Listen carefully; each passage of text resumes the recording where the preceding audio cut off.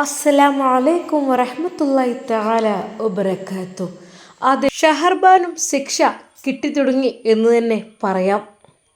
തൻ്റെ ഭർത്താവിൻ്റെ സ്നേഹിതന്മാർ തൻ്റെ അടുക്കിലേക്ക് വന്നു തൻ്റേതെല്ലാം കവർന്നു കൊണ്ടുപോയിരിക്കുന്നു എന്നുള്ള യഥാർത്ഥ സത്യം അവൾ മനസ്സിലാക്കുകയാണ്. അവൾ അവിടെ ഇരുന്ന് കരയുകയാണ്. എൻ്റെ എല്ലാം കൊണ്ടുപോയേ എന്ന് പറഞ്ഞിട്ട്. എന്നാൽ അയൽവാസികൾ ഓടിക്കൂടി എങ്കിലും എന്താണ് സംഭവിച്ചതെന്ന് ചോദിച്ചിട്ട് അവൾ കാര്യമായിട്ട് ഒന്നും പറയുന്നേയില്ല.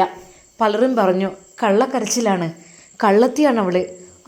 ആദ്യത്തെ ഭാര്യയും വീട്ടുകാരെയും ഒക്കെ ഒഴിവാക്കിയിട്ട് കയറി കൂടിയതല്ലേ, അപ്പം അങ്ങനെയൊക്കെ ഉണ്ടാവും. ഇവളെ വാക്ക് വിശ്വസിക്കാൻ പറ്റില്ല, ഇവളെ ഇതും ഇതിനപ്പുറവും പറയും. എന്നാൽ അവൾക്ക് ശബ്ദമൊന്നും ഇല്ലാത്ത പോലെയായിരുന്നു സംസാരിച്ചിരുന്നത്. അയൽവാസിയായി ഒരുത്തൻ പറഞ്ഞു, അല്ല ഇവളുടെ ആ ഭർത്താവ് എവിടെ? കെട്ടിയോരെന്ന പേരിൽ അറിയപ്പെടുന്ന ഒരാളുണ്ടല്ലോ, അവനിവിടെ എവിടെയെങ്കിലൊക്കെ എടുക്കുന്നുണ്ടാവും, ആർക്കറിയാം. എന്തായാലും നല്ലൊരു കുടുംബമായിരുന്നു, എല്ലാം കൂടെ കുളം തോണ്ടി എന്ന് തന്നെ പറയാം. ഛേ, എത്ര നല്ലൊരു ആളുകളായിരുന്നു. മൊത്തത്തിൽ ആകെ ഇനി ആലോചിച്ചിട്ട് കാര്യമില്ല. എന്തൊക്കെ തന്നെയാലും നിൻ്റെ ഭർത്താവ് എവിടെ? എന്നാൽ അവൾക്ക് മിണ്ടുവാനേ കഴിയുന്നുണ്ടായിരുന്നില്ല. അവൾ ആംഗ്യ ഭാഷയിൽ എനിക്ക് സംസാരിക്കാൻ കഴിയുന്നില്ല എന്ന് പറയുന്നു. എന്നാൽ വരി ഹോസ്പിറ്റലിൽ പോയിരാ. എന്തൊക്കെ തന്നെ നമ്മൾ അയൽവാസികൾ ഉണ്ടായിട്ട് ഒരു പെണ്ണിങ്ങനെ ഇടങ്ങാറാവുമ്പോൾ നമുക്ക് ഒന്നും ചെയ്യാതിരിക്കാനും പറ്റൂലല്ലോ.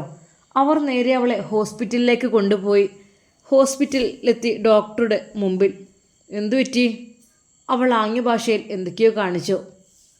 എന്താ നിൻ്റെ വായിൽ തിരികിക്കണ്? സംസാരിക്കാൻ വയ്യേ? കാര്യമായിട്ടാണോ? ഡോക്ടറുടെ ആ ഒരു ചോദ്യം കേട്ട് അവൾ പറഞ്ഞു, എനിക്ക് കഴിയില്ലെന്ന് പറഞ്ഞു. എന്തിനാണ് ഷഹർബാൻ ഇങ്ങനെ കളവ് പറയുന്നത്?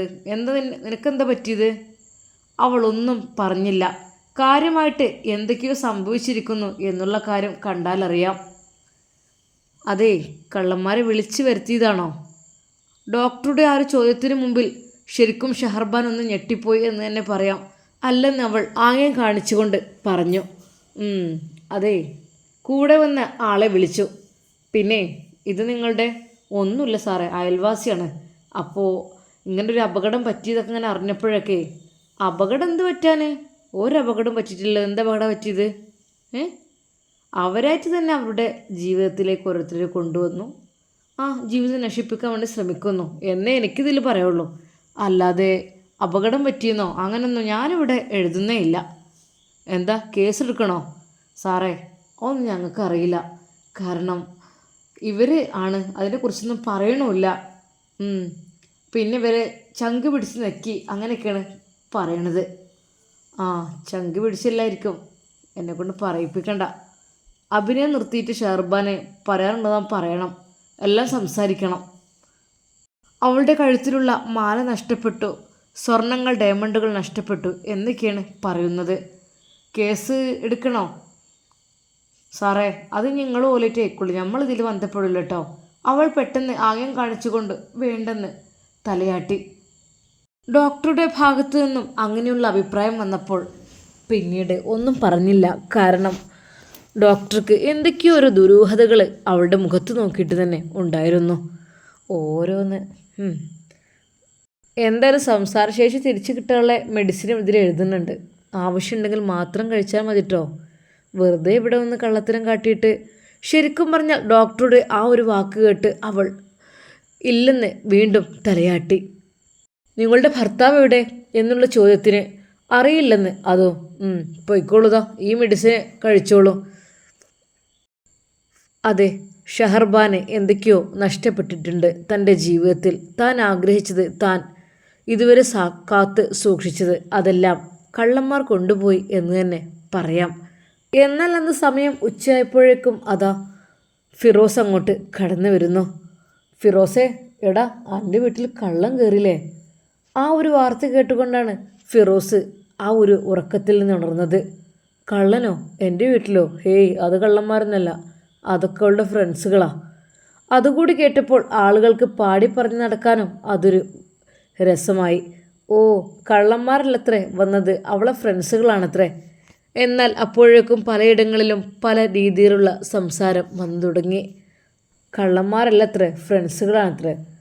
ആ ഫിറോസിൻ്റെ കയ്യിനെല്ലില്ലാത്ത കേടല്ലേ? ഓൻ എന്തിൻ്റെ കേടാ? ഓനോൻ്റെ ആദ്യത്തെ ഭാര്യ വരെ ഒഴിവാക്കിയതാണ്. ഇപ്പോൾ വേറൊരു പെണ്ണിനായിട്ട് നടക്കുകയല്ലേ? കയ്യിന് എല്ല് കുറവില്ലായൊന്നുമില്ല, പക്ഷെ ചിലയിടത്തെ ഓനെ പ്രയോഗിക്കുന്നുള്ളൂ എന്ന് മാത്രം. ആവശ്യമില്ലാത്ത സ്ഥലത്ത് പലരും അങ്ങനെയും അഭിപ്രായപ്പെടുന്നു. ഫിറോസേ, സംഭവം നല്ല കോളാണടാ അനക്ക്. എല്ലാവരും ഫിറോസിനെ അതാ കളിയാക്കാൻ തുടങ്ങുകയാണ്. അങ്ങാടിയിലും കവലകളിലും എവിടെയും നിൽക്കാൻ പറ്റുന്നില്ല. അപ്പോഴേക്കും ഫിറോസിൻ്റെ വീട്ടിൽ കള്ളം കടന്ന കാര്യവും അത് ഭാര്യയുടെ സുഹൃത്തുക്കളാണ് എന്നുള്ള കാര്യവുമാണ് അവിടെ എല്ലാവരും പാടി നടക്കുന്നത്. സത്യം പറഞ്ഞാൽ ഫിറോസിന് നാണക്കേട് ആയി തന്നെ പറയാം. ദേഷ്യം പിടിച്ചുകൊണ്ട് അവനതാ വീട്ടിലേക്ക് കയറി വരുന്നു. ഡീ, ഇങ്ങോട്ട് ഇറങ്ങി വാടി. അവൾ മിണ്ടാത്ത രീതിയിൽ അവിടെ അഭിനയിക്കുകയാണ്. എനിക്കൊന്നും മിണ്ടാൻ കഴിയില്ല എന്നുള്ള രീതിയിൽ ആംഗ്യം കാണിച്ചുകൊണ്ട് ചങ്കിന് ആരൊക്കെ പിടിച്ചു എന്നുള്ള രീതിയിൽ. നിന്റെ നാവ് ഞാൻ പിഴുതെടുക്കും. ആവശ്യമില്ലാത്തതൊക്കെ ഇവിടെ കാട്ടിക്കൂട്ടിയിട്ട് ആൾക്കാരെ മുമ്പിലിട്ട് എന്നെ നാറ്റിച്ച് നീ ഇവിടെ എന്തെടുക്കുകയാടി എന്ന് പറഞ്ഞുകൊണ്ട് അവൻ്റെ ആ കൈകൾ കൊണ്ട് അതാ അവിടെ മുഖമാകെ ആഞ്ഞടിക്കുന്നു. ആ, എവിടുന്ന് നിൻ്റെ സൗണ്ട് പോയത്? എപ്പോൾ വന്നു? സത്യം പറയടി, ആരങ്ങോട്ട് വന്നത്? നീ പറയണം, ആരാണ് ഇങ്ങോട്ട് വന്നത്? ഇവിടെ ആകെ പറഞ്ഞു നടക്കുന്നുണ്ടല്ലോ വീട്ടിൽ കള്ളന്മാർ കയറിയെന്നൊക്കെ. ആരാണ്? സത്യം പറയണം. എനിക്ക് പോരട്ടം കണ്ട് സൗണ്ട്, അല്ലെങ്കിൽ അണ്ണാക്കിൽ ഞാൻ ഒലക്ക കയറ്റി തിരുകും. പോരട്ടം കെട്ട്. ആരാണ്? സത്യം പറയണം.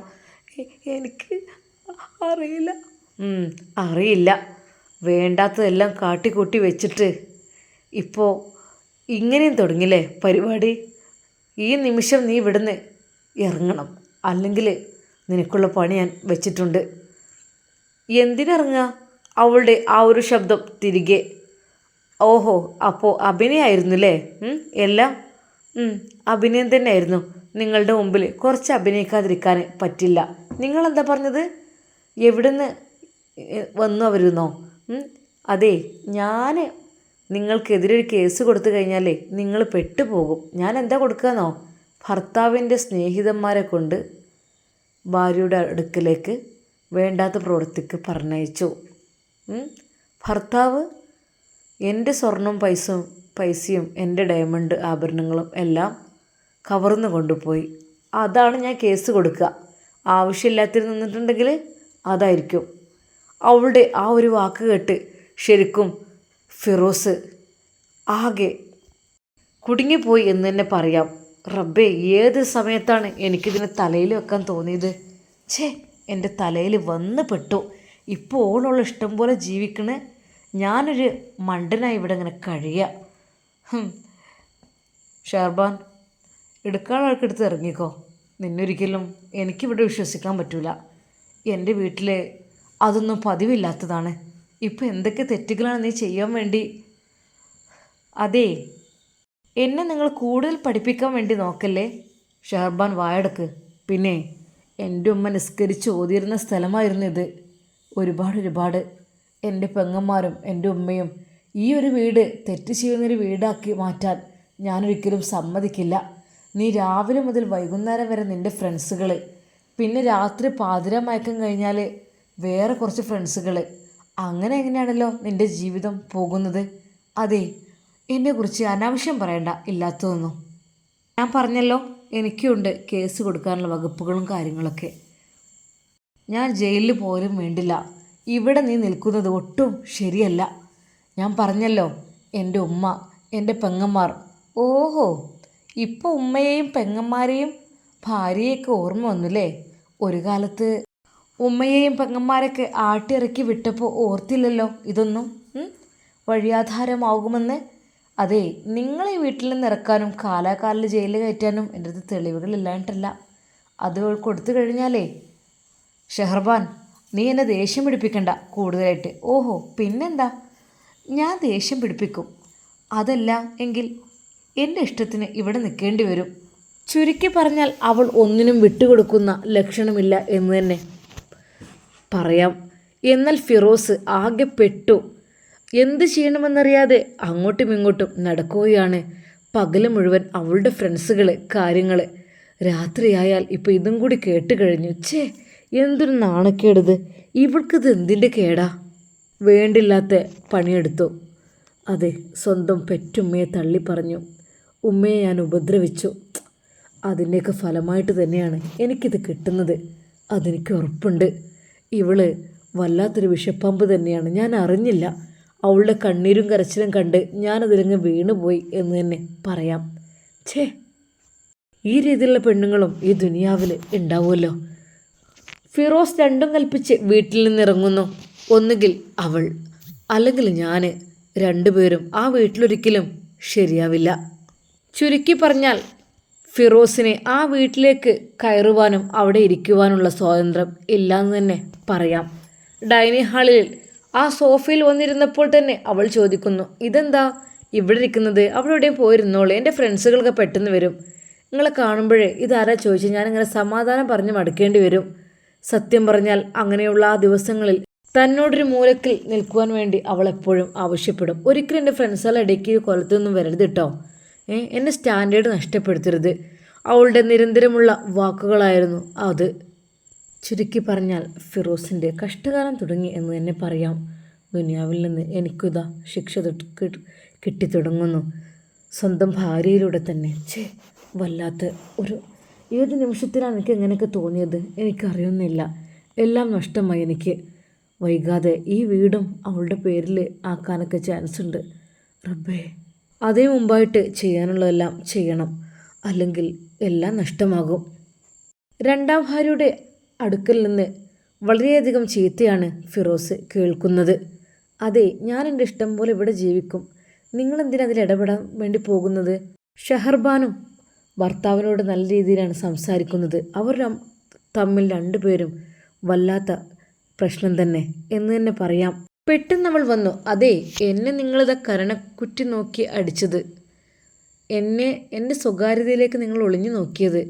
അങ്ങനെ വെച്ച് നോക്കുമ്പോൾ ഒരുപാട് കേസുകൾ നിങ്ങൾക്കെതിരെ ഞാൻ കൊടുക്കും. വേണ്ടാത്തതിന് നിങ്ങൾ നിൽക്കണ്ട, ഇറങ്ങിപ്പോയിക്കോ ഇവിടുന്ന്. നിന്നെ ഞാൻ എൻ്റെ ഭാര്യയായിട്ട് സ്വീകരിച്ചു, പക്ഷെ നിൻ്റെ സ്വഭാവം കുറച്ച് മോശമായതുകൊണ്ട് ഞാൻ തൽക്കാലം തന്നെ ഡൈവോഴ്സ് ചെയ്യാണ്. ഓ, ഡൈവോഴ്സ് ചെയ്യുന്നതിന് മുമ്പായിട്ട് എന്നെ പീഡിപ്പിച്ച വലിയ പീഡന കഥകളൊക്കെ എനിക്ക് പറയാനുണ്ട്. അല്ലാതെ നിങ്ങൾക്കിവിടെ നിന്ന് അങ്ങനെ രക്ഷപ്പെടാൻ പറ്റില്ല. ചുരുക്കി പറഞ്ഞാൽ വലിയൊരു കെണിയുമായിട്ടാണ് ഷഹർബാൻ വന്നത്. ഫിറോസ് ഒന്നും ആലോചിക്കാതെ അവളെ പെട്ടെന്ന് തന്നെ രജിസ്റ്റർ മാരേജ് ചെയ്യുകയും ചെയ്തു. അതവൾ നിർബന്ധിച്ച് ആക്കിച്ചു എന്ന് തന്നെ പറയാം. എങ്ങനെയെങ്കിലും ഫിറോസിൻ്റെ ആ ഒരു വീടും സ്ഥലവും കാറും തട്ടിയെടുക്കണം എന്നുള്ള ചിന്തയിൽ മാത്രമായിരുന്നു അവൾ അങ്ങനെയൊക്കെ ചെയ്തത്. ഇപ്പോഴിതാ അവൾ അവളുടെ ഇഷ്ടത്തിന് ഫ്രണ്ട്സുകളെ കൊണ്ടുവരുന്നു, ഇഷ്ടം പോലെ കാട്ടിക്കൂട്ടുന്നു. ചുരുക്കി പറഞ്ഞാൽ ഫിറോസ് പുറത്തായി തന്നെ പറയാം. ഇത്രയും പെട്ടെന്ന് ഫിറോസിൻ്റെ ഊഴം അവിടെ നിന്ന് കഴിയുമെന്ന് വിചാരിച്ചില്ല. ഫർഹബ് ഏതായാലും പോയി. ഇപ്പോഴിതാ ഫിറോസും വീട്ടിൽ നിൽക്കാൻ പറ്റാത്ത അവസ്ഥയിലാണ്. എന്നാൽ ഈ സമയം ഷഹർബാൻ എങ്ങനെയെങ്കിലും ആ വീടും ആ വീട്ടിലുള്ളതും സ്വന്തമാക്കുവാനുള്ള പ്ലാനിങ്ങിലാണ്. ഏതായാലും എൻ്റെ കൈകളിലുള്ള ഡയമണ്ട്സ്, ഗോൾഡൊക്കെ നഷ്ടപ്പെട്ടു, പക്ഷേ ഇനിയും ഉണ്ടാകും ഇവിടെ. അതെല്ലാം എൻ്റേത് മാത്രമാക്കണം. എൻ്റെ പേരിൽ ഒരു കുട്ടിയെയും ഇങ്ങോട്ട് കടത്തിവിടാൻ പാടില്ല. അതായിരുന്നു അവളുടെ പ്ലാനിങ്. ഫിറോസ് ഇതൊന്നും അറിയുന്നില്ല. എന്തൊക്കെ തന്നെയാലും നമുക്ക് ഫിറോസിൻ്റെ ജീവിതം എന്തായിത്തീരും? അവൻ ഉമ്മയുടെ അരികിലേക്ക് മടങ്ങിപ്പോകുമോ, അതോ അവിടെ തന്നെ നിൽക്കുമോ? നമുക്ക് കാത്തിരുന്ന് കാണാം. അതുവരേക്കും എല്ലാവർക്കും അസ്സലാമു അലൈക്കും വറഹ്മത്തുള്ളാഹി തആല വബറകാതുഹു.